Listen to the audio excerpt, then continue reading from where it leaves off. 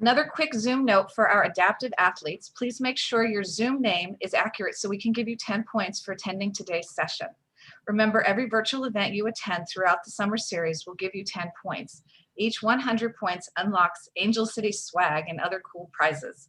And you can get even more points by sharing you are participating on social media and encouraging your friends or family to join you.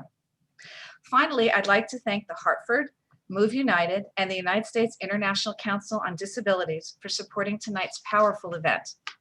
Now, I am proud to pass the mic to tonight's moderator, John Register. From Olympic hopeful and combat veteran to amputee and Paralympic medalist, John Register inspires others from their mindset to their mindsight by embracing their new normal. John is a multi-sport athlete and represented Team USA in 1996 and 2000 Paralympic Games, and we are honored he is with us tonight. John, take it away.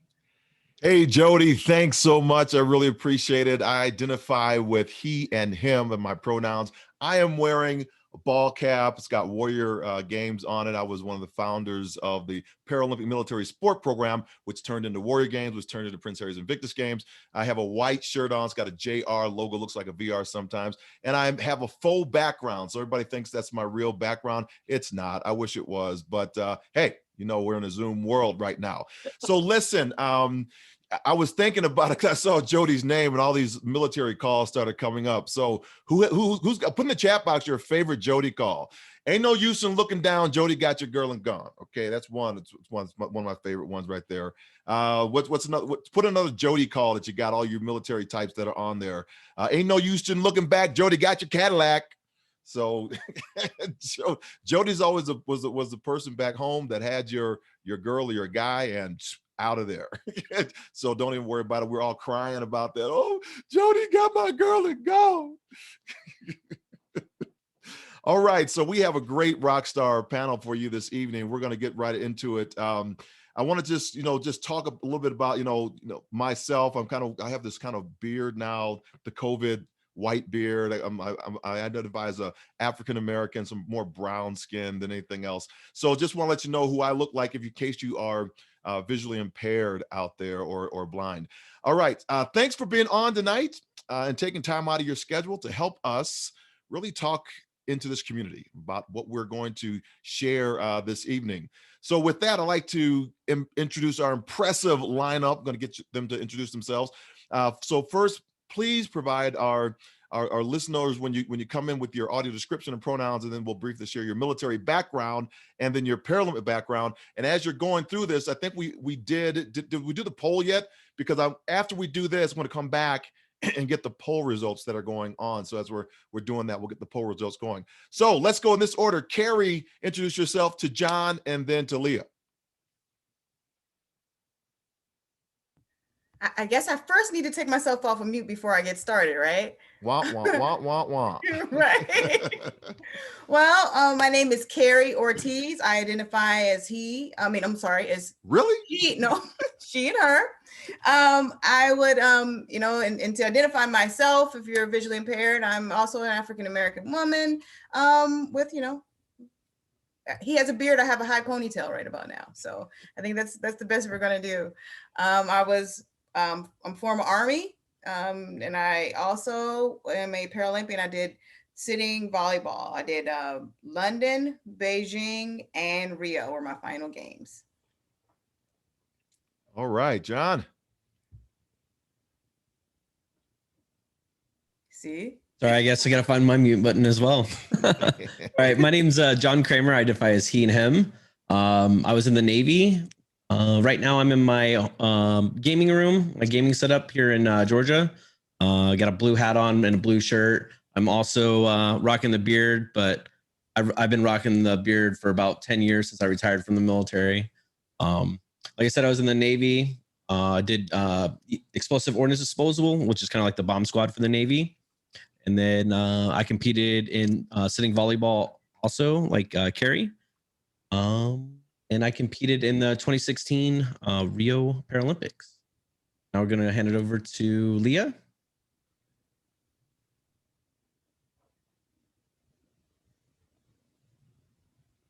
Mute.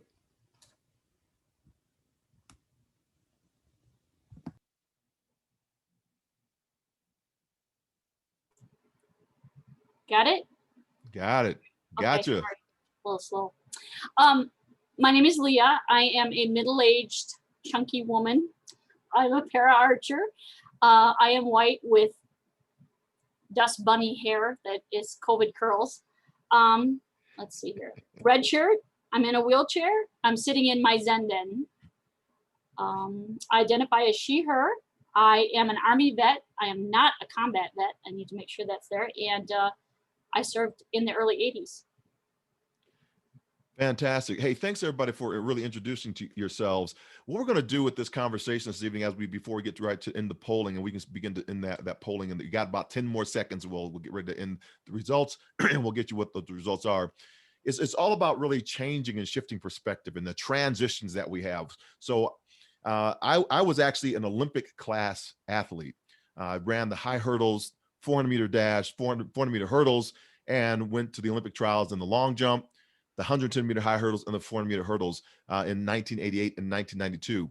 I had a crippling injury, which resulted in the amputation of my left leg, and afterward transitioned out of the military, started swimming for physical therapy, somehow fluked up, messed up, and made the Paralympic swim team, and then went on to win a silver medal in the long jump in Sydney, Australia.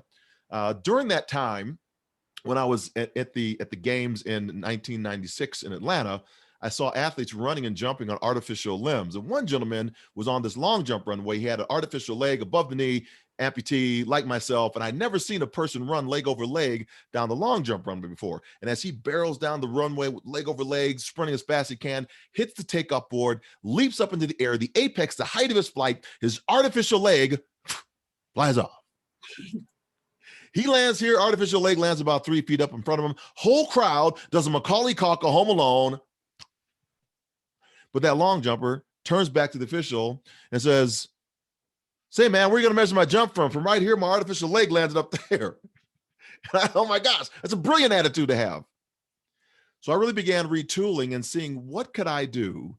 I was doing something very excellent, maybe like our military service, doing something very great, but then a shift happens. We have to transition to a different track and try to get back to excellent again.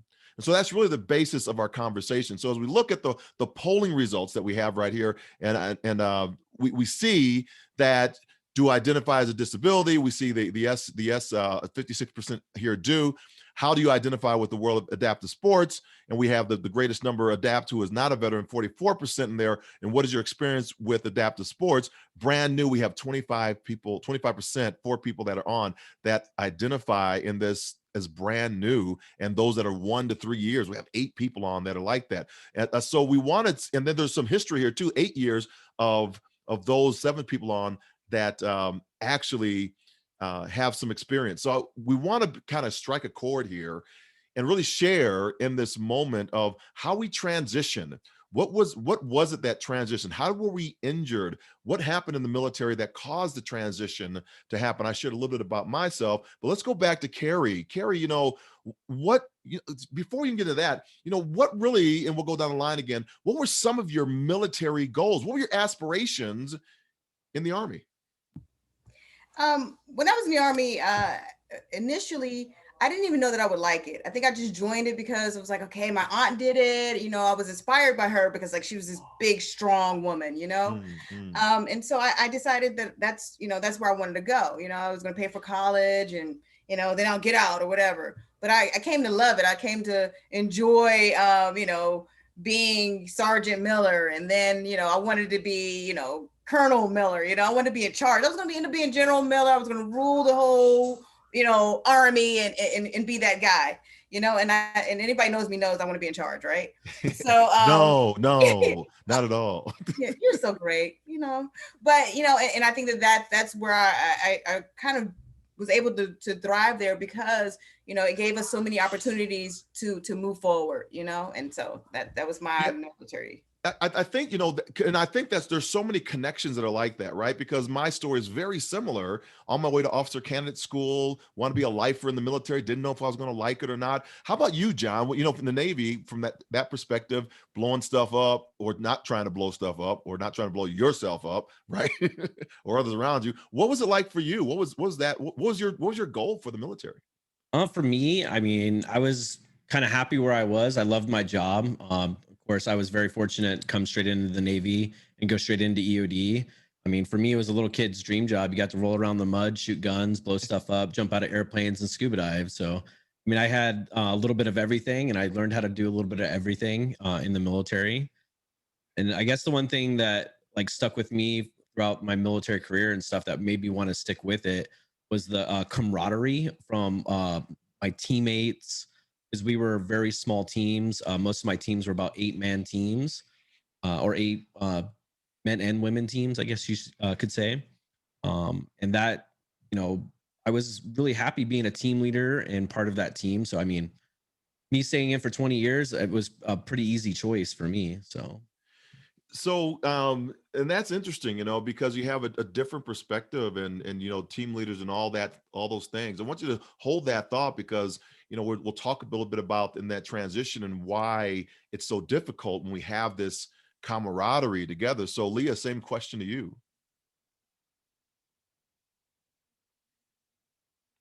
Got to be at your mute. Dang it. Can you hear me? Yeah, all good. I said, to be very honest, I joined the military because I aged out of foster care. Quite honest, I really didn't have a whole lot of options. I mean, so the thought of going into I come from ancestors all the way back to the Revolutionary War that were in the military, but as a female, nobody ever considered that. To me, it was a means to an end. But most of my experience now, I worked at the University of Wisconsin-Milwaukee with the student veterans that are coming back from Iraq and Afghanistan. I also have a 23-year-old son who is a combat vet that served with the 101st Airborne. So my experiences are more as an adult leader than myself coming out. You know, I have MS. I got it in the military, and I've been in my chair about 6 years, but most of what I do is to help mentor and guide the people that are newly injured or newly out of the military. Did you and any one of you think about like, so I'm going to go jump ahead just a little bit, but I want to come back in this framework. But what I'm thinking about is, you know, there are a lot of individuals that's asked me, so you came out, did you know about Paralympics? Were you just trying to win a medal? You know, and I was like, no, I wanted to just stand up on my good leg for 15 seconds. Anybody have, you know, heard that question, or how do you respond to that? Oh my gosh, you know, that was a big thing with Paralympics, right? So when I was building the Paralympic military sport program, when I went to hospitals, most of the staff was like, oh, you're just in here recruiting. I was like, are you kidding me? It's there's no way I'm recruiting from these individuals. So let me hear some of your thoughts around that. You know, first of all, I'm offended because at least you had that one leg that you could stand on. I'm missing both, right? Right, Kremer? He's trying to show off. I agree with that. I was showing off that one absolutely. leg. You didn't have to add that in there. But get over it. I mean, I think for me, no, I absolutely had no idea about Paralympics, or the only disabled people I ever knew were like old Vietnam vets that were sitting on the corner with cups. You know, I'm from DC and I didn't know anybody with disabilities, so I thought, you know, so that was not like a natural transition for me, you know, until, you know, later on when I'm going through my therapy, and, you know, when he said that he was going, when they asked, was he going through and recruiting people? I think he was, because he came across me and my mom, and that's how I kind of got started, right? So, yeah. So Lia, you have kind of this duality, right? Because you're in foster care, and then you age out of foster care into the military, and there's another transition that happens after that. How does that play with the question we just asked? Well, after I got out of the military, I actually graduated, this is really embarrassing, with a degree in 1988 in rec therapy, and I'd never heard of Paralympics. I knew what adaptive sports were. I knew what leisure studies were. I had never heard of the Paralympics. So, you know, fast forward to graduate school, I'm 45 years old, and I had a group of students that, you know, vets, some of them were in wheelchairs, some of them were amputees, and some of them were just jerks. And they got invited to this adaptive sports clinic in San Diego. And I'm like, you guys should go, because you're doing all the stuff you don't need to be doing. You need to go to the one, and they're like, yeah, we're not disabled. I'm like, dude, you know how many legs? You count, all right? Or you, or whatever, you count. And they said, well, we'll go if you go. And I had just been in my chair maybe 9 months. And they said, we'll go if you go, Missy. So that's how I got introduced to adaptive sports is through my students. You know, John, is that something, is that, you know, from the military mindset that folks don't see themselves as quote unquote disabled, so therefore they won't go into a program per se? Is that a difficulty? I think you do see it with some people here and there. For me, it was more of like a physical therapy and like a way of life, because I grew up playing sports and stuff like that. So for me to transition from the military going into sports was a pretty easy thing. So I was like, oh my God, I get to play sports. Like, yeah, I want to do this. Like, how do I get into it? What do I need to do to get into it? And, you know, like that was just something that like helped me through my recovery and stuff.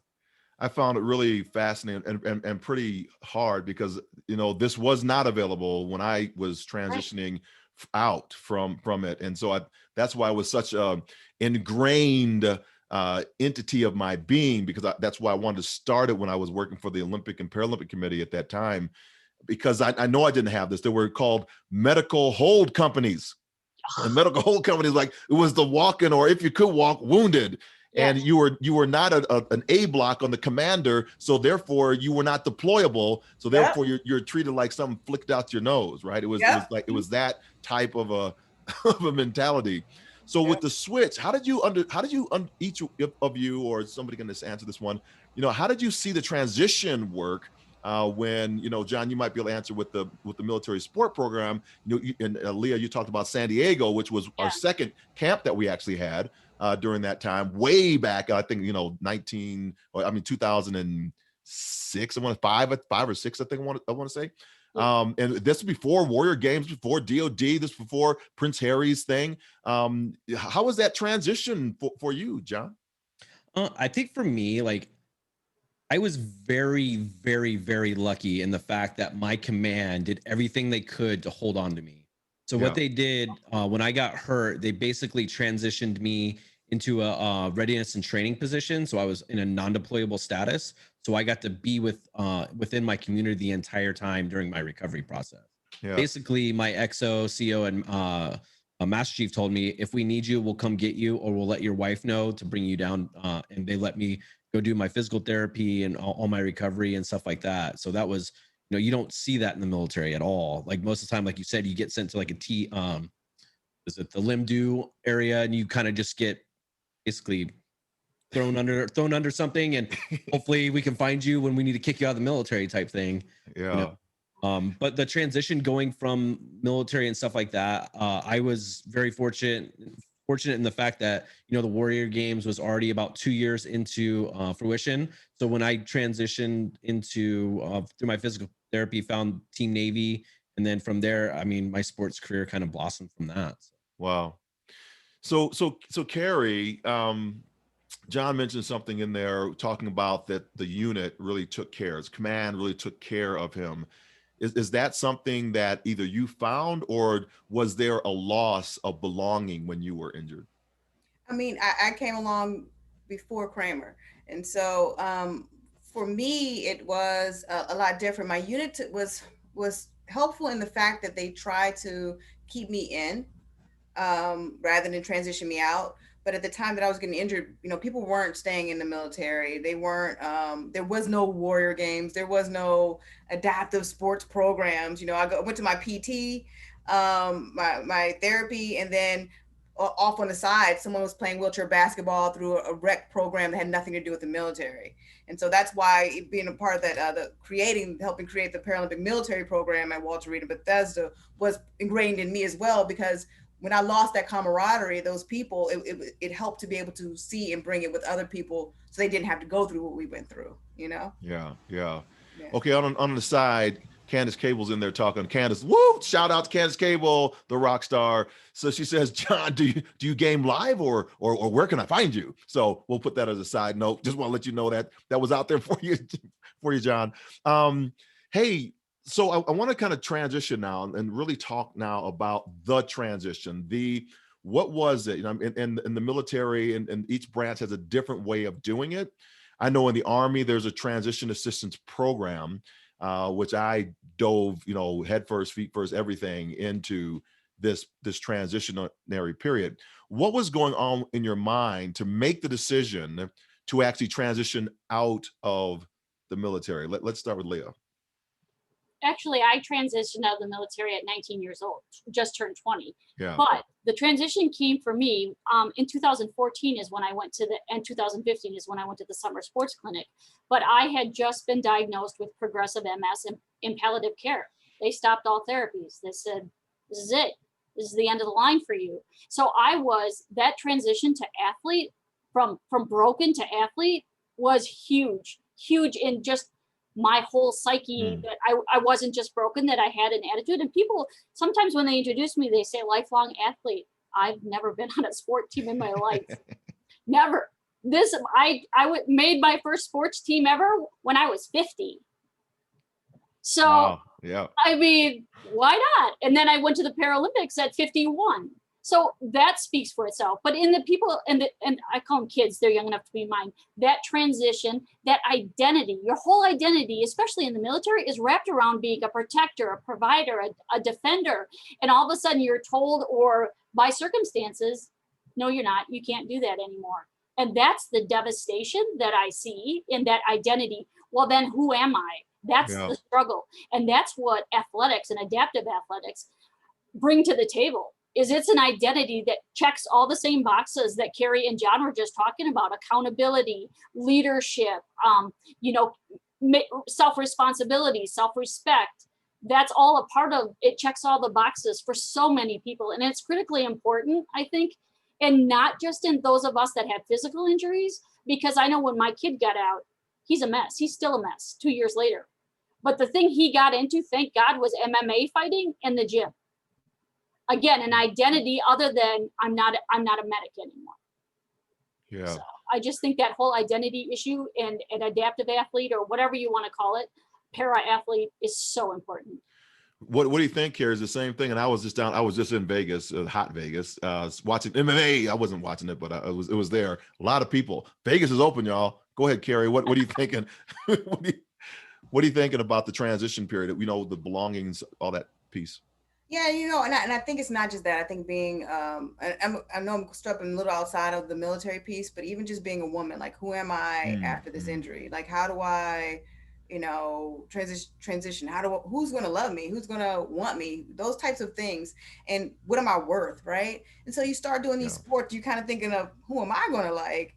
I can do all of these things, and the camaraderie and being around other people shows you that, okay, wait a minute, there's more than just this, these top level individuals who wouldn't, be interested. Or also, it's not so much you being chosen, it's what do you want now out of life, right? So you're turning it all around, because you have this strength and you've built yourself up. So I think that's a lot of what adaptive sport or any sport can do to an individual. Sure. Yeah. Were there any fears for you in the transition, John? I mean, we all kind of have something that generally, I don't know what the next thing might be, and I don't know if I want to step into it, or I don't know, stump into it, I guess would be I mean, for me, like, the transition out of the military and stuff was actually a pretty easy choice for me. My command basically gave me the decision whether if I wanted to stay in, I could stay in, or if I wanted to get out, I could get out. And my daughter was born 12 days before I got hurt. So I kind of grew up with her in that 3-week period of being in the hospital, and then the about 1.5 years of transitioning during my physical therapy and stuff like that. So hanging out with her and being with her for most of the day and stuff, it led me to the decisions like, maybe the military is not going to be so conducive to like what's going to go on with my family and stuff like that. So I mean, making the decision to get out of the military was a pretty easy one for me at the time. Yeah. And then after retirement or getting into retirement and stuff like that, I didn't really think about sports. Like I think towards the end of my time in the military, the last like year or so, I was starting to do the warrior games and stuff like that, and that was just more of an outlet of hanging out with people, still kind of being with the military but not being with the military and stuff like that. But then I started getting notice from like other Paralympic coaches and stuff like that, and they were bringing me in for camps and stuff like that. And that's when it clicked. It was like, hey, I can actually make sports teams. Like, I need to change what I'm actually thinking about retirement of, hanging out on the golf course all day long and, drinking beer all day. That was my goal at 20, I think I was like 29 years old. That was my goal, was to play golf all day. So, making that decision to go from playing golf to actually competing in sports. And then I got super competitive after that. So that's awesome. That's awesome, Kremer. Mulligan. Okay, there we go.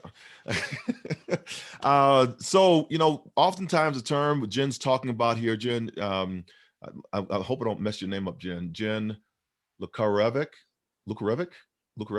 from CSUDH. Often the term tactical athletes, she's saying, are used to use when discussing rehab care for military injured service members, warrior games, all these things, tactical athlete, all those. She says, do you feel this is a fitting term? I was going to chime in here too, but I'll let you all, if anybody wants to take that one just real quick before we jump to another question. Say again? I haven't heard that term. Tactical athlete? Yeah, it was an older term that was used prior to the tactical warrior, tactical athlete, warrior athlete. Those were terms used for describing not necessarily the person that was doing a sport initially. Now I know what Jen, I think she's saying with that, was actually the term that was used for an injured service member going back into combat. So it was that first term was Dave Roselle, for example. He was the first commander to go back after losing a limb, back as a cavalry commander into theater, and they called those individual a tactical athlete, a warrior athlete. And that's where the term actually really started from. And then those individuals that morphed into kind of parasport, they were then called the tactical athlete from that standpoint as well. So go ahead, Lia. I think that adaptive athlete or warrior athlete, I think it's a moniker that is welcoming, that I have worth, that I am still a protector, that I'm still a defender, that I still have worth, that I still have the ability to represent my country. And I think warrior is very synonymous, obviously, with military. So I don't have a problem with it all. Mm-hmm. Anybody else? Anybody else have a visceral response?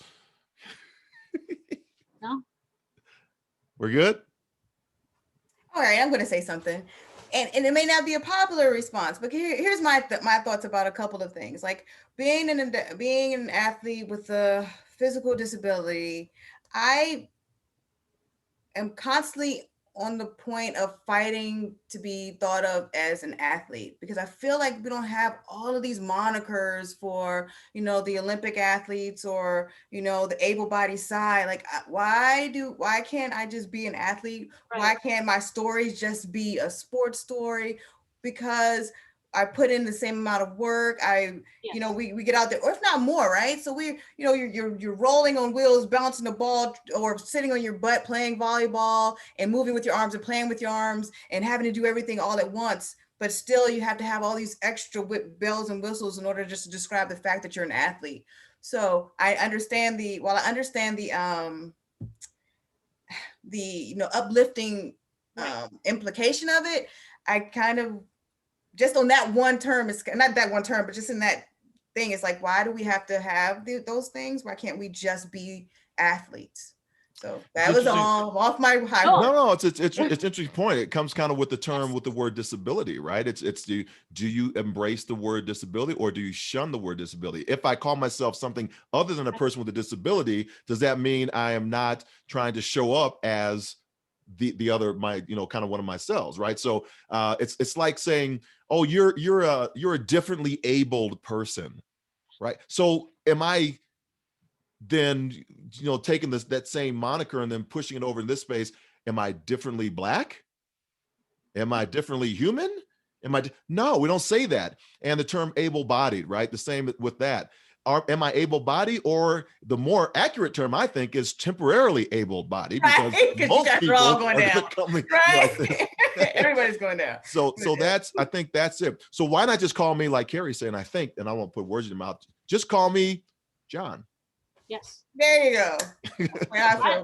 So that's, go ahead, Leah. I don't know if you get sucked into this, but I call it the token broken syndrome. That's like that. That's Especially cool. if you're an athlete. And Token broken, like that. I'm writing that one down. And I think that's exactly what you're talking. I get invited to like throw the ball out at the Burr game. I'm like, obviously you haven't seen me because I can't lift my hand above my head. And then they're like, well, we'll have somebody else throw it out. You just show up on the line. I'm like, are you kidding me? No, I am not your token broken. I'm sure if you want a vet out here, there's lots of young vets that would love to come out here. Why do they have to be missing a body part or in a wheelchair for you to honor them? Here we go. So I Okay. know what you're saying, Kari. Totally. Absolutely. 100%. In the chat box, Jody, somebody put in the chat box, Shapiro's book, No Pity. No Pity. Read the book, No Pity.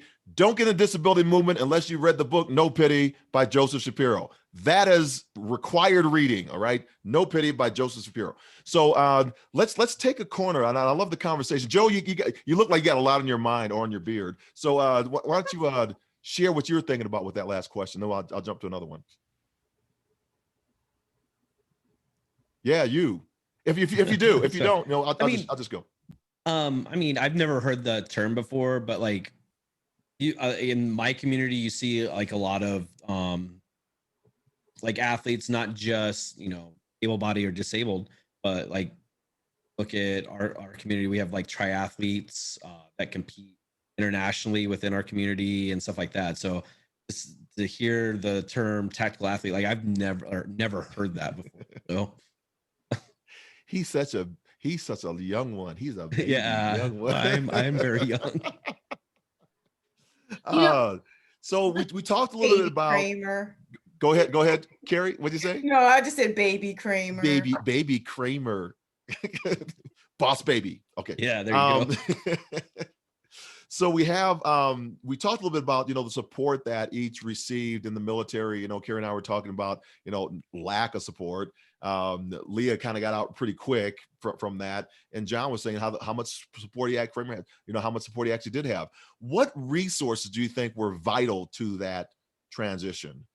What do you think? What were the resources that were vital after your success, you know, or leading to your success? What was it that was really the most important thing when you were doing your transition, or, you know, you found the thing that you wanted to do? I think for me, it was family. Like my family was like the thing that pushed me and drove me in everything that I did and everything that I still am doing. But I think having my family to help make my decisions, because when I originally got hurt, I still had my right foot. I was just missing my heel. So like when I made the decision to amputate my right foot, I mean, I talked to my wife about it and stuff like that, but I also talked to my sister, my dad, and stuff like that. So, but my family was my biggest resource. But I mean, not just my family, but my friends and family helped me out tremendously through my recovery process. Yeah, love that. Yeah, family was. It's amazing who comes into our lives, right, during that time, and who elevates an importance for us. Anybody else, you know, Lia or Kari, on you know what was the thing that was vital for you in your transition? For me, I think when I first got injured, I was introduced to wheelchair basketball. Like instantly, I still had, you know, my cast on. I was terrible, you know, like I was skinny and still going through the initial, you know, getting yourself together. But when I was there, I met a whole team, right? The whole team of old veterans. Bill Denby yeah, he was my first mentor. You know, he came in and he was like, "Are you sure, John? Are you really sure?" On the walking part, I'll show you. Okay, all right. You were still in my rehab when I was in the hospital. But John, I'm gonna explain what happened. So one day we were on a basketball tournament, and I thought I was cool because I used to walk with a cane, right? And I was like, you know, I'll just make the cane cute. I'll get little heads for it, and I'll just be the pimp chick, you know, walking through. They won't notice my injury; they'll notice the cane, right? So we get on a plane, and, you know, go to put my cane up, and then the guys were all getting off the plane for the tournament, and they're like, "Oh, we got your cane, don't worry, keep on going," or whatever. Meanwhile, they never did. That's how I learned to walk without a cane or anything anymore, because they weren't having it. Yeah, that's how I learned how to drive. That's how I learned. You know, he gets in the car, he's like, "You have a hand control? What the?" No, and today I see a lot of the adaptive sports programs, or, the things that the vets go through, more coddle them, like, oh, let's give you all the equipment in the world to make you super adaptive, and you have to carry a whole bunch of stuff around at once. We'll give you a dog, a chair, or whatever. When in real life, you got to kind of figure out how much you can actually do without all of the 99 things that you got to carry along with yourself, right? And so I was lucky to have gone through it in that manner, rather than having to take, so long to get there, because I've had all these options to begin with. So. Well, that was a whole Walter Reed and Brooke Army Medical thing. I think then it transitioned a little bit out to San Diego. But you walk in there and like, hey, man, you're going to be a rock star for a year. Because they got all the stuff. Look, John still got his gaming chair. He probably got that. He got it all set up. And then you walk away with two, Dallas Cowboy cheerleaders too. Don't worry about it. Don't worry about it. We got you. Hook you up. It's good. Yes. How about you, Lia? What's vital for your transition? I think not only mine, but the people that I work with is peer support. Absolutely. People that have a further on the journey with whatever it is that you're dealing with. I learned more about how to use I had to fight to get a manual wheelchair. Because of MS, they wanted to put me in a power chair, which would have been a death sentence. Yeah, absolutely. I had to fight for and I've lost 60 pounds because I have to cart my booty around now. So there you go. It's cardio too. But what I'm saying is the students that I've worked with and the people that I work with now in my mentorship program is definitely peer support. And it doesn't have to be other military. It can be just somebody that, congenital or whatever's going on. And they realize that it isn't the end of the world. Yeah. I've heard they're just feet. They're just feet. Mm-hmm. Feet are overrated. Right. Legs are overrated. And when we're talking about support elements, right? So this is a great support group. The Angel City Sports, Angel City Games, great support group. The Hartford, that's been alongside this journey since I was with Disabled Sports USA, now Move United, on their board of directors and trying to build out these programs. Being a Hartford athlete so many moons ago, people that really understand and understand and get where people are in their life's transition and want to help, authentically want to help in that space. When you look at this from the standpoint of maybe for going backwards, I'm going to ask this question in two ways, and I want each one of you to kind of give some insight on this. One is what would you wanted to have known? What would you want to know or have known right after your injury? Maybe what maybe have you done differently? But the second part to that question is seeing yourself maybe 20 years from now and forecasting into your future self. What would you tell yourself now and today to help you prepare for 20 years from now? Bum, bum, bum. The Croods. Dun, dun, dun. I have an answer to the first one. The thing I think that the epiphany I had is that I am not my disease. I am not my diagnosis. And I think in the beginning, a lot of people think, hi, I'm Lia, or I'm whatever, and I'm an amputee or whatever. I didn't have to have that. I don't have to be MS. And as far as the future thing goes, that's still up in the air. I have a progressive incurable disease, but my future lies in what I do today, in the people and the children and the young people and the vets that I touch today. That's my legacy is adaptive sports. That will live on long after this old lady body is gone. So, I am not MS. I am so much more than MS. I love that. Yes, love that. Some of y'all need to be putting snaps in the freaking chat right now. Give me some thumbs up, something. Beautifully said. Absolutely, Camille says that. Who else is in there? Who's in? Lucy saying, loving the mentors. Y'all need to be putting some great stuff in the chat box. All right. What do you think, Kari? Of course, you come to me, right? Dun, dun, dun. Honestly, like as far as what would I tell myself in the past, I think it would be two things. One is make sure you're enjoying all of it. And then too is you don't have to say yes to everything. You know, like you can't please everybody, you know, and I think that was one of the things that, you know, you're like, oh, I can do all this stuff. Yay. All right, let's help the world. And then meanwhile, you're like tired and you know, you're beat up and you got to do so much. So I think that was one of the things that, that I would tell myself. In the future, I have no clue because I never know what's going to happen in my world from day to day. This has been a crazy ride. And I just feel like I've been doing okay so far. So I'm going to keep going along with the ride and hope for the best. And, you know, see what happens in the end, you know. I know that there's certain things I live by, like, you know, make sure you're good to yourself, you're good to other people, and, you know, you do your best in whatever it is you do, right? Yeah. And, you know, and like she said, one of my main things is legacy. Like, what would I leave behind? I'm not going to leave behind, you know, oh, she did a great job and she said yes to this. But it's what you left, you know, how many people you've helped, right? We've opened up doors for so many different people. And those are the legacies that we leave behind. So I'm going to keep riding it out. That's what I'm going to tell myself. Keep riding it out. I'm going to ride it out. I'm going to ride it out. Ride it out. Yeah. I love that piece. There were some folks, you know, enjoying the journey. They love the journey when we're doing the military sport camp because they figured out how to get on every sport camp and do everything. We call them the circuit people. There goes another circuit people, circuit person. Yeah. How about you, John? For me, I mean, when I initially got hurt and I had my right leg amputated in the hospital, and my left leg was, you know, already gone. I thought I was gonna be in a wheelchair for a long, long time. Like I didn't think I was gonna be able to get up and like move around and stuff like that.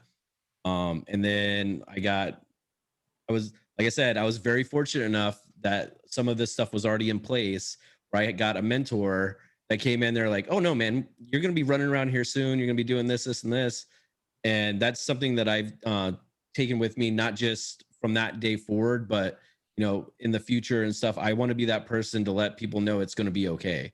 You know, no matter what happens to you, anything like that, everything's going to be okay. You have a future. You know, you can do something great with your life still. So love that. Love that.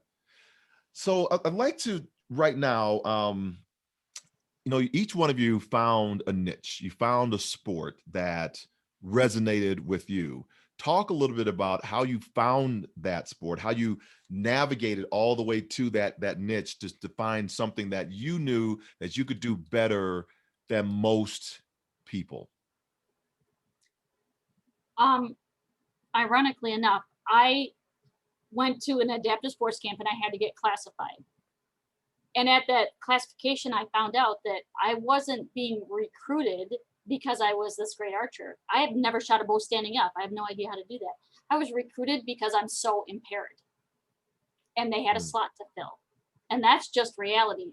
And at first I was like, then I don't want to do that. And then I thought, you know what? This is a platform to reach all those people like me. Where was the person that I needed? I wanted to be the person that I needed to say, you know what? Even if you're impaired, even if it's incurable, you can move mountains for other people. Yeah.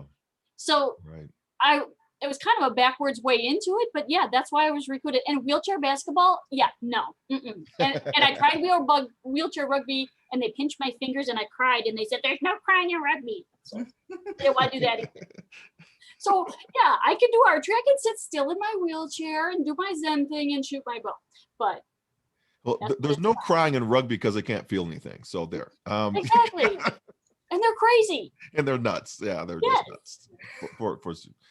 I love that, Leah. What is? I wanted to be the person that I needed. Right. Yes. That's what it is. I love that. That's legacy. That's my. Yeah. So, and Kari, I know you tried basketball. Yes. And then you wound up in volleyball. Yeah, I absolutely like basketball was my number one sports. I hate to tell everyone this, but I'm Black and from DC. So I knew that I was a baller, right? My mom coached Catholic youth. I was in Catholic school, Catholic youth basketball. Like that's where I grew up in. I knew that that's where I was going to be in life.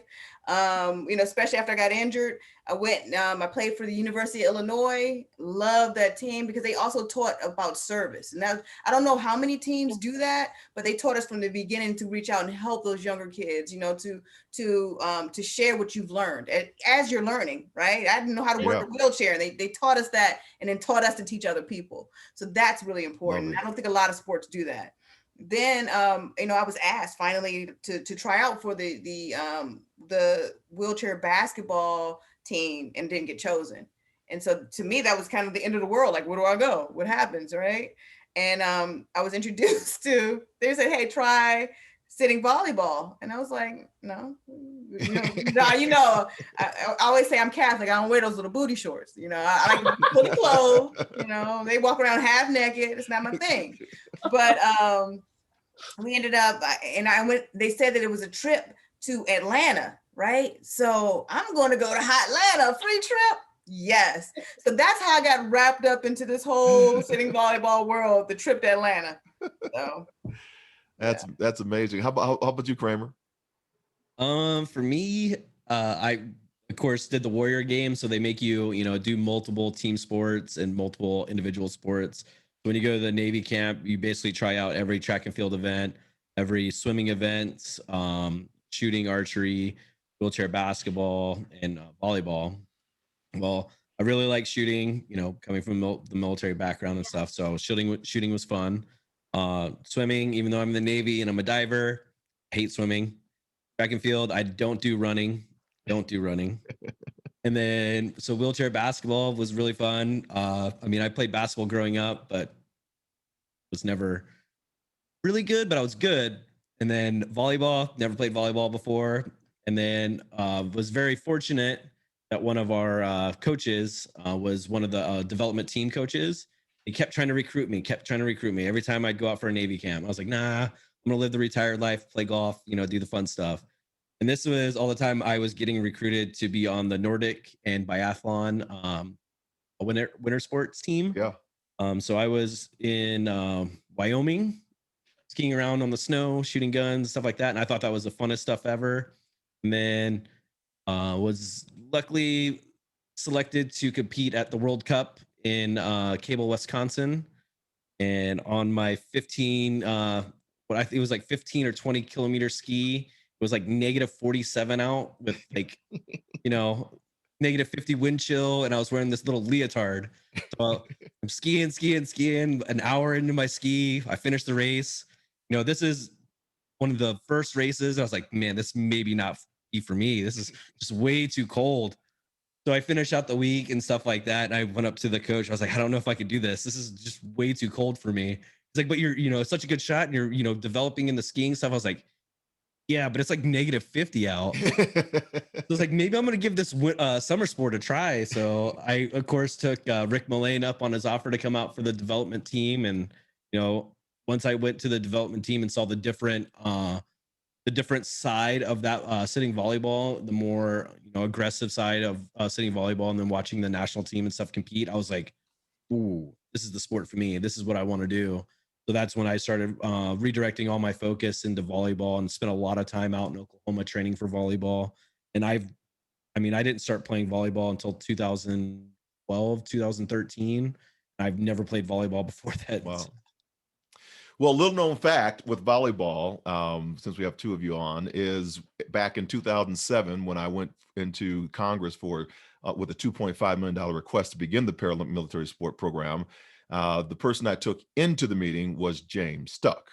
And James Stuck was the one with Senator Murtha and myself and some other folks, individuals. We went in with a $2.5 million request, and we came out with $15 million. Woo! Cha-ching! And that's what got both the veteran program started, as well as the DoD program, which actually started Warrior Games from some of that funding and money that was there. So volleyball is one of the sports that was produced James Stuckey, and Stuckey helped me get that cash. So I want to go in now into, you know, we got some fantastic, I want to recognize Nico Marcolongo just came on. I saw him into the chat, giving us all kind of stuff with the military stuff from Challenge Athletes Foundation. So wonderful. Thank you, Nico, on board. We appreciate all the work that you do and keeping us equipped for all the stuff that has to happen. Do you feel, I wanted Kari to talk. I know we got a few seconds here. You know, we had an experience. We had an experience, Kari and I did. And it was on a dock. We were sitting by the dock in San Diego, and a woman comes up to us, and I'll let Kari take the story away from there. You go ahead and tell the story, and I'll elaborate on it. So we're sitting there, and we're just kind of minding our own business. Woman comes up and says, "Oh my gosh," you know, she starts going in on, "You're such inspirations and everything," and goes to Kari, "You know, I am so thankful I am not like you. I just can't, my life would be horrible if it was like yours." So I'll let you pick the story up from there. Right. And in my mind, I'm thinking, meanwhile, I have. Oh, she froze up.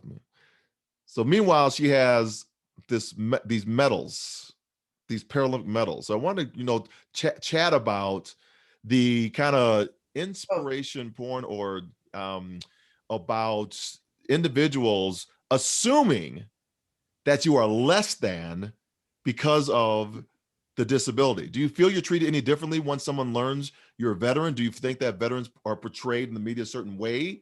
Is it kind of the inspiration porn that we kind of see sometimes? I do. I'm sorry I got cut off for a second there, I but finished it for you. yeah, I appreciate that.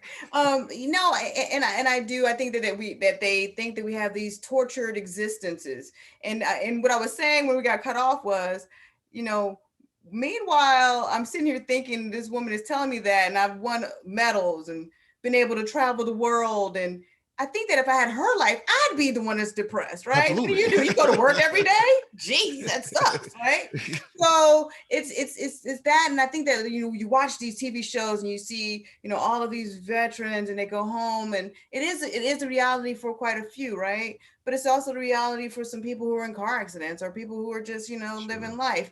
But and it's not an everyday thing, and everything's not horrible, you know. And I think that that's where, you know, maybe at some point we need to have our stories written more authentically, where we're not always the superheroes in the story. We're not always, you know, these tortured people to be remembered post-mortem, you know. Yeah. I think that that's just my take on it. Well, Nico says Kari's the best. I take issue with that, but that's, you know, I'm just gonna say it out there like that.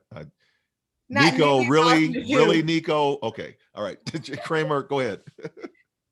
Thank you, Nico. He spelled your name wrong. Can you say the question one more time for me, John? It really has to do, you know, do you feel that if you're being treated differently, right, because someone learns you're a veteran, puts you into this box and has maybe sympathy rather than empathy, and is using you to step up their own life? Yeah, I mean, I've seen it a couple times. I think the funny thing with me, if I wear pants, people really can't tell, like, I'm missing limbs and stuff like that. I used to go to this event. I shaved my beard, I put on pants, and walked in there. And one of the guys that I've known for, you know, a couple months and seen on almost a daily basis came up to me like, "Oh, you're new here? And, you know, you've been here before?" I was like, "Yeah, I come here all the time. You know who I am, Chuck." He's like, "Who are you?" I was like, "Me, John." He's like, "Oh, whoa.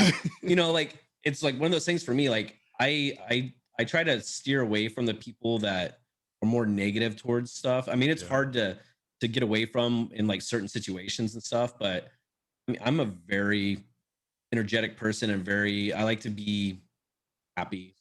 Like most people, I like to be happy. So when I start seeing someone get into that like negative thing, it's like either turn your attitude around or I'm leaving. Like, I'm not going to be a part of it. That's just me. Well, I think that's a great way. It's going to lead into my last question that we have. I like, Lia, if you want to answer that question before I take John's cue and go into our last question, which kind of talks about another part of transition, kind of legacy, more in that area.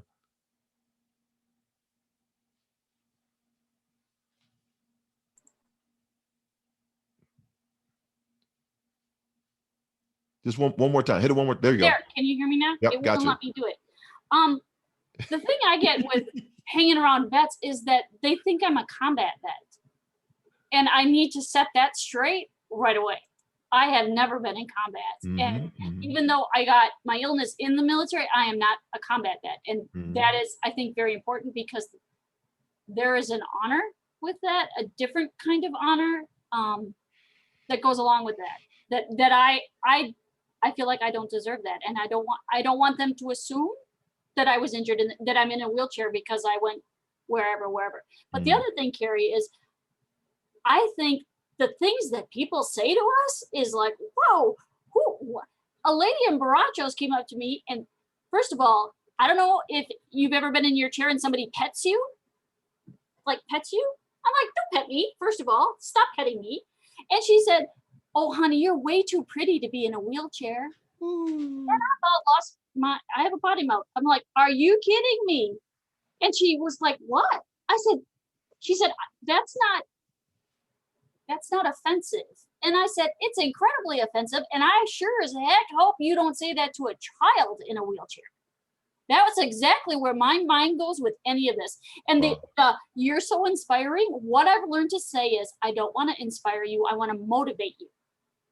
Let me motivate you to be a better person, not just be a better person to people in wheelchairs or people that are missing limbs. Be a better person. Be the person that people need you to be in their lives, whatever that may look like. I want to motivate you to do that. I don't want to inspire you. But yeah, the stuff that people think that they can say is out of this world. That's crazy. Yep. And then Kari says, I'm a hater. I'm not a hater. I'm just doing haterade on you.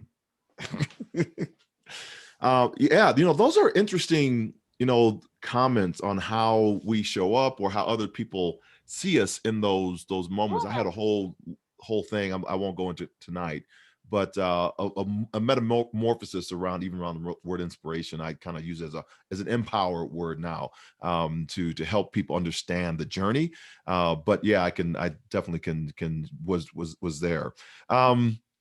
So what's each one of your advices, and we'll wrap this up. We'll close this. After this, we'll go back to Jody and so kind of manage some of the questions that we have in the chat.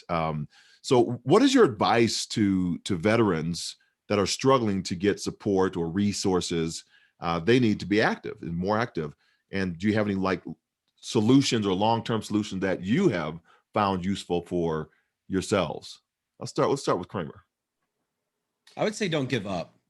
There's many different resources out there. A lot of times veterans get stuck in the fact that if I ask for help once and I don't get it right away, that I'm not going to get it. But I mean, there's different foundations, there's different avenues out there that you can approach to find, sports equipment, physical activities, stuff like that. But not just that. If you need to just talk to someone, there's different people out there you can talk to, or you just need a friend. I mean, just reach out to someone. That's the big thing. Love that. Who wants to go next between Lia and Kari? I'll go because I absolutely see. This is where I used to come from. This is my old world of connecting the dots, connecting people who didn't have. Remember, what's his name? Roger Nepal used to always say, connect the dots, right? Connect the needs of the many. You don't have to create the will. But there's so many different foundations out there. There's so many different organizations. So you can go through the military, which they'll give you just about anything. You may have to write it a certain way, get a doctor to write it, so that it makes sense. And you have to fight it because sometimes, a lot of the times, the doctors don't even understand, right? They've come to me and go, hey, can I get a wheelchair a basketball wheelchair for a veteran? How do I do that through the VA? How do I order that? They don't always know, right? They don't always have the answer, but you have to be an advocate for yourself, one. And then two, if you want to go, you can go the Challenge Athletes Foundation. I would send, especially vets. Oh my God, you send them out there, they'll send you one. They'll pay for your events, they'll help you with the equipment, they'll, flights. There's so many ways out there. All you have to do is Google, or go onto the US Paralympic website, or go on to CAF and look for equipment. So you have to take that step. Everyone's not going to do it for you, right? So just make that step, ask that question, you know, don't take no at first. One of the things I chatted about in my keynotes is the jump is your jump. You know, so Yeah. when you make the jump, it's yours. You can read all the books you want to, you can have the resources you want to, you can have the push and the support that you want to, but you have to make the decision to make that jump. Okay, I went so Leah's next. I guess in working with, we have veterans and obviously non-veterans on our team, and the veterans resources are incredibly 10 to 1. So my advice is don't be greedy. Don't be greedy and give back. If your veterans have a much easier time of getting things paid for. So when you outgrow it or you don't need it anymore, and you don't need one of everything, but give back. When you're done with it, share it with somebody who has a congenital issue or is not of that, because we really, and with the VA stipend, training stipend, give back, people. Don't be greedy, because guess what? You'll grow as a person, and good people make good athletes. Be a good person. Mm-hmm. I love that. So, well, we're going to kind of close this portion up. I'll turn it back over to Jody. I think I put a couple of resources in the chat as well. And thinking outside of even the sports world is that we all are part of a global push forward too. I think what's coming out and during the Paralympic Games will be We the 15. So it's the power of the 15% of the entire world that operates with a disability, which equates to about $8 trillion in spending. So that's a financial piece that we can tap into. American Association for People with Disabilities. This is a national organization that we all should be a part of, because they are the gatekeepers to the American the ADA and the laws. They're the ones on the board of directors, the ones that wrote the laws. We saw all the thing around Phoenix Rising, but did we see Crip Camp? Judy Heumann, she's a part of that organization that is the mother of independent living movement. And that's why we talked about earlier with we talked about those individuals they're temporarily abled, because my parents, they have AIDS and now they need a lot of support that they didn't need when they were younger. So it's really great to get involved with these organizations like AAPD or Disability in Jobs. I mean, if you're looking for jobs, the Fortune 100 companies, they're a part of of Disability in. In fact, the Accenture report that came out in quarter four of 2018 said that if you have two like companies, one company that hires, retains, and promotes people with disabilities in the workplace, and the other one that doesn't, company A will outperform company B 2-to-1 to shareholder returns, which caused the comptroller of New York State, Mr. Tom DiNapoli, to say, we're going to invest our money, our pension funds, into company A's and not company B's. So it's no more of an inspirational or motivational, nice thing to do. It is a business imperative to hire, promote, and keep people with disabilities. And if you don't think that, then you're in the wrong business right now. So this is the movement forward. It's not a nice to have, or as Lia said, pat me on the head because I feel so sorry for you. No, I have a financial gain for you. And if you don't want it, I'll go to somebody that actually has it. All right, back over to Jody. Thanks so much. No, thank you, John. Thank you, all of you, for your insight. This has been a really interesting, powerful conversation, and let's keep it going. So and I don't think this has been addressed yet. Megan asked in the chat, I've heard from some that they would like to include able-bodied players in adapted sport in an effort to be more inclusive, or in an effort to not push people away from learning and engaging in adapted sports. Do you have any thoughts on that?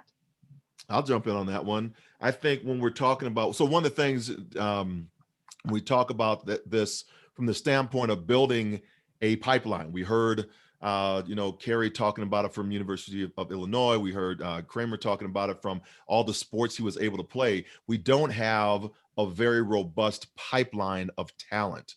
And because there's not a lot of populace in the lower school ages to actually have that. So if we if we can get grants, if we can get funding, if we can get private-public partnerships to have those opportunities happen in the school system, I think it's really great for those individuals who don't see disability anyway, right? Not don't see disability, but it's not a decision point for them to play or not play with somebody any longer, or it's less than it was when I was growing up. So if you have somebody that can play an up-down tennis matches, if you put that in the high school systems, or if you put that into the junior high school programs, if we have a stand-up basketball team, and we also have a wheelchair basketball team with those like the Guinness commercial, and we see 5 individuals playing sports, 5 of them are in wheelchairs, 4 get up and they walk and go have a Guinness afterwards, and one's still in the chair. They're playing with their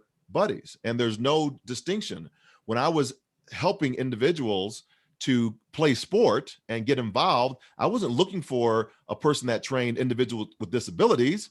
I was pushing them to the local swim club or the local bike club or the basketball teams, and make those individuals coaches figure it out, because coaches coach. Now, my name is John, and I finished speaking. Okay. Clubhouse. Does anyone else want to chime in on that question, or we can go to the next question? I know for like sitting volleyball for nationals and opens, for us, we have able-bodied and people with disabilities competing against each other, because sitting volleyball, I mean, the only difference is you're nothing really. I mean, it might be more of a hindrance if you have both hands and both feet playing, because it gets in the way. I mean, for me, my feet don't get in the way when I move around and stuff like that. So it's more, for me, it's more of an advantage, not, being able to, or missing a limb and being able to get to a ball faster. But you see not only how sitting volleyball helps standing players out in their standing game, but, it makes them a little bit better, competing against us and, other disabled people, because they got to learn, a different mindset playing the sport. Mm-hmm. From the archery world, it's very, very common for para archers to medal in able-bodied events. In fact, in 2018, the national outdoor world champion was Matt Stutzman, who has no arms. And third was, I think his name is Lance Thornton, who is a vet who lost his arm. So it's very, I'm on the USA Archery Board of Directors as an athlete rep, and we've worked really, really hard to stop those lines between para and able-bodied. We're archers, one team, one sport, one nation. And that has become our motto. And I think it's worked really, really well. So yeah, and it's funny to have, some of those higher end archers come and say, well, how do you do that? How does a blind archer shoot? And they're very interested in, how does that work? So I think just sharing that information and not making it specific to just people with challenges. I just wanted to say too, in 2018, I took an adaptive PE course at the university, and I actually got kicked out of a class because I argued with the professor. He said the students were disabled. I said, no, they're challenged. And he said, well, everybody has challenges. I'm like, exactly. He said, they're disabled and you can leave. So I, in a wheelchair, got kicked out of an adaptive PE class. Wow. Yeah. It's been rectified. He's gone. But anyway, yeah, Good. That speaks volumes right there. I'm like, are you kidding me? Or let's learn. Let's get them learned up. Yeah, Yep. That's good. And I think one of the other sides of it is that in wheelchair basketball, even back in the day when I first started playing, they were talking about even allowing them to play even in the Paralympic level. And what they were doing was, you would just, because the sport is adaptive, meaning that it makes us able to play, makes everyone able to play on the same plane, right? It's not easier. It's not any of that stuff. It's not easier. So what they would do is they would just, you would give them certain numbers, right? And they would kind of balance out, like Lia said, had a really, really, really, let's say more disabled individual on the team with an able body. And then we would count those points on the team. You have a certain number of points on the team, and it all balances out the teams that way. So that's the way, they were talking about, or how to be inclusive in the sport even further. The great April Holmes always says, kids want to play with kids. Yes. Right. We have another question. What were your experiences joining adapted sports and meeting some athletes with congenital disabilities? and growing relationships through sports with people you may not have met otherwise. This is cool. It was, go ahead, Leah.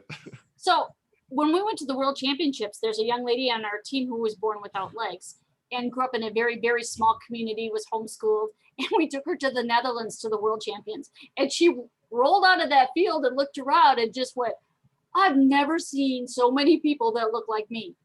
Oh. And that was life-changing for me. I'm like, really? Now she sells shoes for Nike. I'm not even kidding. It was a struggle for me. It was not that I was letting it out during that time. I mean, I was, respectful, but it was a big struggle because I wanted to be on the Olympic team, not a Paralympic team. So it's being an All-American at Arkansas, having twice been in the Olympic trials, and I show up to my first airport, and there's a swim team, the basketball team, the wheelchair, and I think it was swimming, basketball, and track and field. I was like, is this the All-American team I'm supposed to be on? And it wasn't until I saw this guy climb up in the overhead bin and close the door and scare the crap out of somebody that I said, I'm probably gonna have more fun on the Paralympic team than I ever was gonna have on the Olympic team. And that was kind of, it was a shift in understanding and appreciation of value, because that gentleman was showing up as his full authentic self, despite how I was showing up for him. And he was more authentic than I was being, trying to be the cool Olympic. You don't know anything about my story. I'm going to tolerate you. Toleration is always elevates us, and that's we allow people into our world based upon how we tolerate and think they should be arriving in our world. So that was how I first showed up. The latter part of it was absolutely was a total 180 degree shift in understanding how parasport opens up multiple worlds for people, because the conversations are more than just, oh my gosh, you won 26 gold medals. It's how does that leg work? Who did you go to design that wheelchair? How do you get around and know quickly what space you're in, being someone that's totally blind and know how to use echolocation? The conversations are rich and deep, and it's not just for the individual that may have a disability. It's also for the people, the caregiver, the family member, to see what is actually possible for a person and open up their aperture. And so that's what para sport actually does. I think I was the same way. I was curious, like learning about people's different stories and stuff like that. I'm naturally curious, someone who disarmed bombs for a living. Like, I'm curious. I want to know how things work and how things adapt and stuff like that. I think the coolest thing and some of the coolest experiences I've had has been just part of Team USA in general. Getting like Brad Snyder, Paralympic swimmer, now Paralympic triathlete. He was in the Navy, EOD, did the same job as I did, and ended up losing his eyesight. And he was on Team Navy around the same time as me. And I, sat down and talked to him with him for a couple hours. I was like, and how did you adjust going from relying on, your eyes to get around to hearing, smelling, being able to use those other senses to help you get around, not just in your house, but I mean, he moved to, I think it was Baltimore or Boston, somewhere around there. I can't remember, but like how he was able to learn just to get to the grocery store. I thought that was very interesting.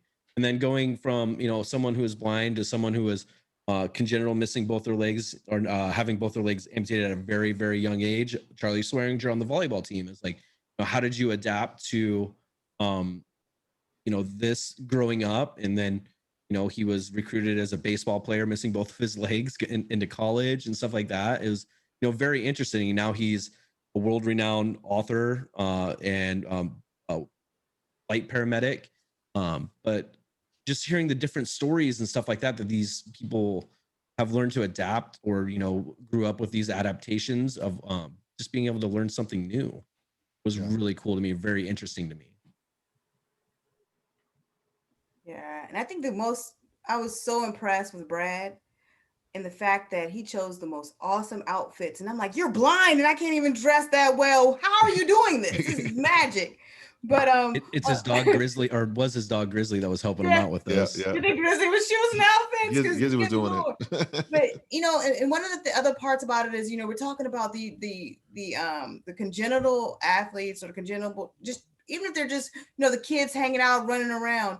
That's how you kind of learn, because they do. Like, you know, they get up. How do you, when I want to figure out, when I first got injured and I want to figure out, oh, how did they go down this hill, right? And you just watch some random kid get up, put their prosthetics on, and then go run and toddle on down a hill. And I'm like, oh, I can do it that way if I just maybe throw my leg out or do whatever. Because you could just sit and watch them just live life because no one's ever told them what they couldn't do. Right. You know, and so, and I feel like that's the way to kind of emulate. All right, and here's where I am in my process. Let me figure out from this kid, you know, what to do, because doctors don't really know, right? They'll say, oh, try this or that, and you end up walking like a robot and, you know, needing 2 canes and a you know what I mean? But I think that the congenitals or people who've grown up that way are the best to learn from, you know? Mm-hmm. Do you think there should be more vets competing for Team USA or competing at the elite level? And then how do we get them involved? How do we put the word out that they should know that they have this opportunity? I think for most people in the military, they know, especially on the adaptive side, they know they have the ability and stuff. So when I got injured in 2010, 2012, I think 2010 was the inaugural year for Warrior Games. And that was, you know, a big thing. So when you start doing your physical therapy and stuff like that, like, you know about the Warrior Games, like everybody knows about it. And then with the Warrior Games, you learn about Paralympics and stuff like that. I don't think there should be more veterans. It's more of just a recruitment process of getting the best people into the teams. It doesn't matter if you're a veteran or not. It's having the best people and the best athletes representing Team USA. That's the way I look at it. Definitely the best athletes representing Team USA, 100%. It's not that, but there is, going back to pipeline, kind of what Kremer made a little mention to it with, I think it was 2009, because Paralympics actually was with Deloitte, started the Warrior Games, right? And it was just an Armed Forces Sports Championship. Having worked for the military for 10 years, there was this big thing. I was like, it's just a military sports championship. So it's always wrong bucket, wrong lane with me as far as who was delivering it. But it's back in the DOD, and I think that's where it should reside with those individuals. However, you know, I know, you know, Paralympics, right or wrong, made a decision to divest of the military program pretty much. So we don't have the sports camps anymore. We don't have the the pockets of where we could actually grow in those spaces, have trained the trainer models, be in all these locations, because, you know, seeing that the war might be ending and we're not going to get these. However, you know, for myself, for Kari, for Lia, you know, we actually represent 70% of the population that is injured outside of theater. And so that's a huge number. When you talk about the number of amputations that happened in the last 12 years in the military, it's less than 1,600. We don't see that many. So how then do we encourage and then bring those individuals back in? Yeah, Warrior Games is one of the ways in which we can do that. And that's a remnant of what we see. But the military always begets the civilians, what I say. And that's why Angel City Sports and other organizations like this are so important, to be making sure they're going out to those highways and byways and ensuring that people know about these programs that are out there for everybody and everybody's benefit. Remember, we go back to 1948 with Sir Ludwig Gutmann, and he is the one that starts the para movement, right? Is in England. And so it comes out of military wounded, injured, and ill service members from World War II. It's how we get our start. So we have to always pay homage to those of whose shoulders we actually stand on, and not be in conflict with each other, but actually help each other through. It was Andy Soul that actually won the first medal, the bronze medal, in the sport of biathlon for the first time. And, you know, he's in the Olympic and Paralympic Museum now. And we see Dan Knausen, who takes up the reins, and he comes in that spot as well. We see athletes like Melissa Stockwell, And we see, met her first amputee from those games. And so it was really important to be in there at first, but there's always this with myself. I go back to Dr. Harry Edwards, sociologist out of Cal Berkeley, and with the San Francisco 49ers, I think emeritus, I believe. He talks about three things that we need to grow and have sustainable growth. One is a dependable and developed pipeline of talent. The second is a pervasive and persistent demand, someplace that somebody that's arguing that talent actually has to go someplace. And third, the institution that's being impressed upon to change actually has to want to change. If you have all three of those in place, we have the perfect storm. If we don't, we get a quota system. And so right now we got to figure out how we're going to bust through to make sure everybody understands that Paralympic sport, that sports for adaptive sport is no different than Olympic class sport or football, whatever sport that you want.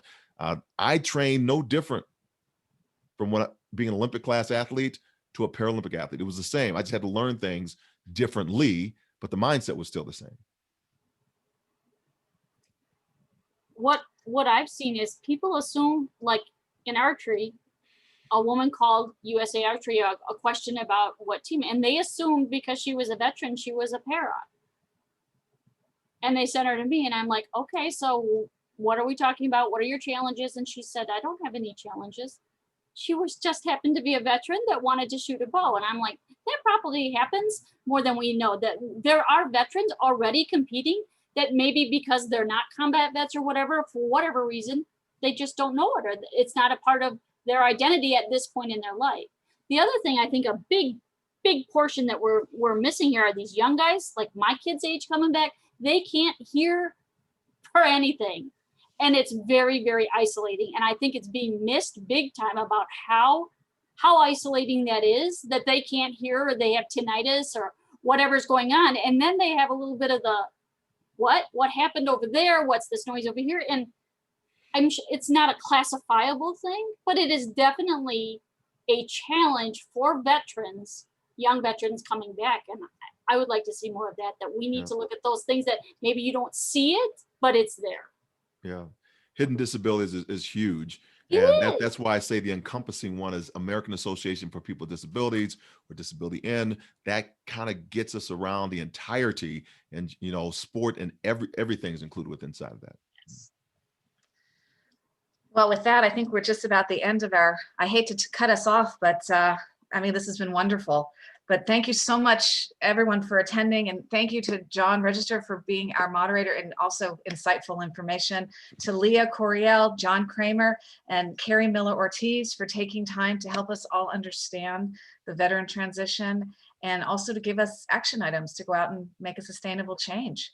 I'd like to thank again the Hartford, Move United, and the United States International Council on Disabilities for supporting tonight's powerful event. Please join us this Thursday, for our Team USA training and tactics sessions at 4 o'clock and at 5 o'clock, where we will feature a para-triathlon. I think that one's at the 4 o'clock, and at 5 o'clock swimming.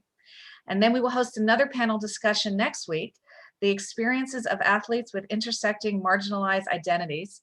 So that'll be next Tuesday at 5:30 p.m. So everybody, thank you again. Have a wonderful night, and I'll see you on Thursday. Bye-bye. Oh yes, and we're having a game night, Saturday night, 4 p.m. We're playing Survey Says. It's like Family Feud, and everyone's gonna be put on teams, and it's gonna be a lot of fun. And it's Paralympic, Olympic, and just in general sports themed. So thank you.